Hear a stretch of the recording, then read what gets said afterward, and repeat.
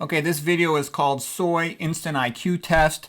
My father used to say to me whenever I did something stupid, you just failed your instant IQ test. So, also people have asked me to make some shorter videos. I know there's a short format, but it's a pain in the butt. You got to make this vertical narrow window. I don't have the resources to do that. I don't have a lot of time. So, Soy Instant IQ Test, basically, I try to be polite when I give most of my lectures, and I try to go into more detail, provide the scientific papers, but people sometimes want a quick, fast answer. And by the way, I made a bunch of videos about soy.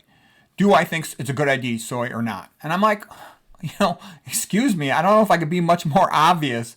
No, I think it's stupid, okay? I think it's one of the many things out there that lead people to becoming infertile, not to mention all kinds of other problems. It's highly estrogenic. It's got thousands of times more estrogen in it than practically any other food other than flax. It's goitrogenic, meaning damaging to the thyroid. By the way, and when I say highly estrogenic, it doesn't just activate the so-called good receptor, the beta receptor, estrogen receptor. It also activates the alpha receptor. When I looked at the paper, there wasn't that big a difference in the amount of activation of the alpha and the beta receptor, the good and the bad one of the estrogen receptors.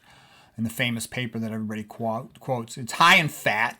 I don't like high-fat foods. It's high in protein. I don't like high-protein foods that much. Don't get me wrong. I eat beans, but still, it's a high-protein bean. It increases insulin-like growth factor. It contains heme iron, which is a relatively unique thing for a plant food. It's GMO. Who knows what the significance of that is?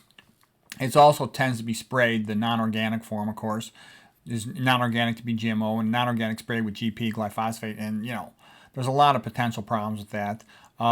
It's processed with hexanes, a known neurotoxin. So it's sort of like all these negatives. How could it possibly be a good idea to eat that? Then the argument comes up, well, what about the Asian communities who ate some soy? Well, they ate very small amounts. They grew it in their backyard or community farm. They did minimal processing on it. That's a different item than what we're talking about in modern processed soy, typically that's non-organic. And so then the joke is, well, if a person is dumb enough to eat soy, do they deserve to be sterilized? And that's a little bit of a harsh thing, and it's just a joke.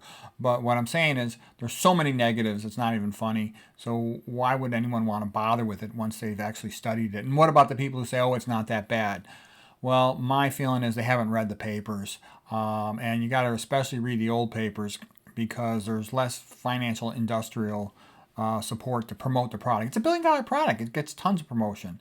And so anyways, that's the instant IQ test on soy. I personally don't think it's a good idea.